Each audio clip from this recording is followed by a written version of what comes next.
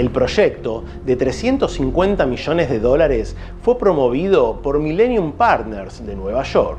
Obtuvo diferentes premios de varias organizaciones de arquitectura e ingeniería y con sus 197 metros de altura se convirtió en el edificio de hormigón más alto de la ciudad. El rascacielos es un hito en el rediseño del skyline del sur de la bahía de San Francisco y cuenta entre sus principales servicios con un garage subterráneo de 5 plantas, un restaurante y bar de vinos, sala de proyecciones, sala de juegos para niños, terraza al aire libre y un gimnasio de 510 metros cuadrados. Desde su inauguración se promociona con el eslogan "Tu ciudad dentro de la ciudad" y fue catalogado como uno de los 10 edificios más lujosos del mundo donde vivir.